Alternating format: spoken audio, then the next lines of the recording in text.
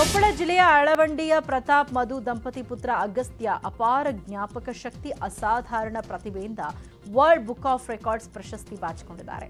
ಸದ್ಯ ಅಗಸ್ತ್ಯಗೆ 2 ವರ್ಷ 7 ತಿಂಗಳು ಒಮ್ಮೆ ಹೇಳಿದ ಹಾಗೂ ಕೇಳಿದ ವಿಷಯ ಹಾಗೂ ವಸ್ತುಗಳನ್ನು ಹೆಸರು ಸಮೇತ ಗುರುತಿಸುವ ಸಾಮರ್ಥ್ಯ ಅಗಸ್ತ್ಯ ಆಗಿದೆ.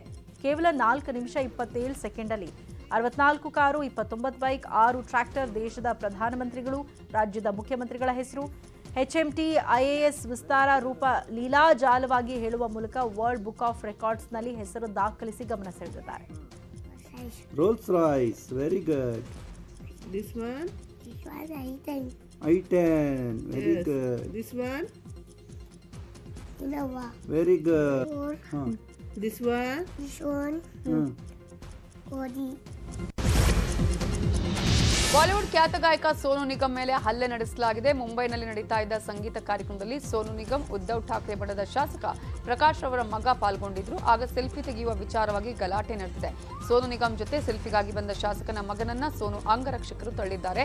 ಅದರಿಂದ ರೊಚ್ಚಿಗೆದ್ದ ಆ ಯುವಕ ಸೋನು ನಿಗಮ್ರನ್ನ ಎಳೆದಾಡಿದ್ದಾನೆ. ಸದ್ಯ ಸೋನು ನಿಗಮ್ ದೂರು ಕೊಟ್ಟಿದ್ದಾರೆ.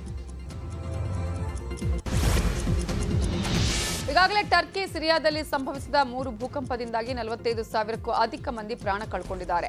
ರಕ್ಷಣಾ ಕಾರ್ಯ ಇನ್ನೂ ಪ್ರಗತಿಯಲ್ಲಿದೆ. ಇಂತಹ ಪರಿಸ್ಥಿತಿಯಲ್ಲಿ ಟರ್ಕಿ ಸಿರಿಯಾ ಗಡಿಯಲ್ಲಿ ಮತ್ತೆ 6.4 ಹಾಗೂ 5.8 ತೀವ್ರತೆಯ 2 ಭೂಕಂಪಗಳು ಸಂಭವಿಸಿದ್ದು 3 ಮಂದಿ ಮೃತಪಟ್ಟಿದ್ದು 200ಕ್ಕೂ ಅಧಿಕ ಮಂದಿ ಗಂಭೀರವಾಗಿ ಗಾಯಗೊಂಡಿದ್ದಾರೆ.